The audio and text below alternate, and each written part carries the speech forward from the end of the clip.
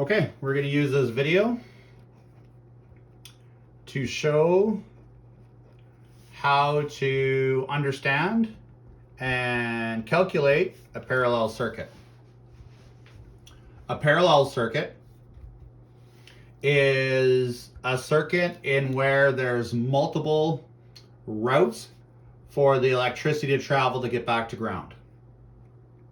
So if we had ourselves a battery here and we had fuse protection and we had ourselves a switch to turn the circuit on and off, then we might have, let's say, a load that is a light bulb and it returns back to ground. But then over here, we're going to have a join where we could put another light bulb. And we'll join the circuit here. So what makes this a parallel circuit is when the power leaves the battery through the fuse and through the switch, it's going to arrive here and have a choice to go either this direction or this direction. Okay?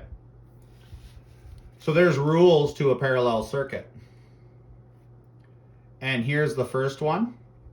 And this is what makes parallel superior to series circuits and automotive circuits, is that each branch of the circuit receives source voltage.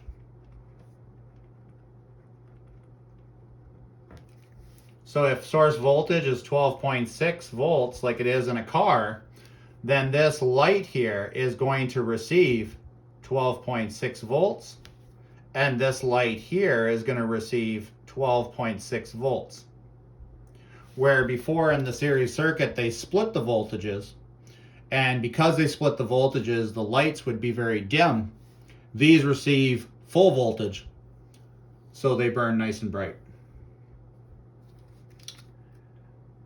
The other point to a parallel circuit is that the total current is the sum of the current in each branch. So this being a branch, this being a branch, and we could keep going with our branches as many times as we wanted to. The total current is equal to the sum of these two. So if you measured current here, let's say across our fuse, and our current happened to be 6 amps, and these resistors were the same size, these loads were the exact same size resistance, then we would receive 3 amps here and 3 amps here. If it happens that these loads are different resistances, like this one is twice as big as that one, then the amperage would then look the same as that. So if this one was 4 ohms and this one was 2 ohms, and you use Ohm's law to solve for that, okay, and we're going to solve for amperage, then we would take 12.6 and divide it by 4. And what we would get is 3 point something amps. Whereas if we take 12.6 and divide it by 2, we get 6.3 amps. So the one with the least amount of resistance is going to have the most amount of current flowing through it. And then the other characteristic is the total resistance is the source voltage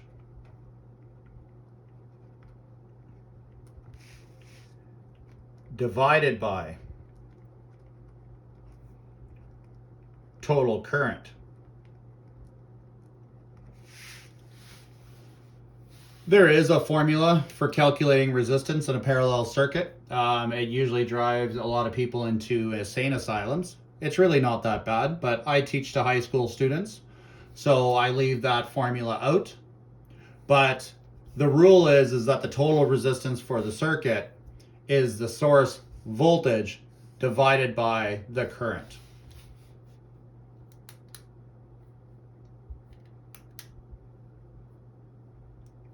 So in this example, we would have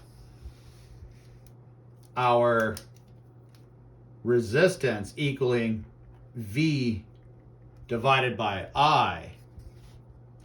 Our V is 12.6 divided by our I, which is 6. That would give our resistance a value of 2.1 ohms, if I'm doing my math correctly. Okay, those are the rules of both the series and the parallel circuits and using Ohm's law. It does take a little bit of practice to master these techniques, but all very doable.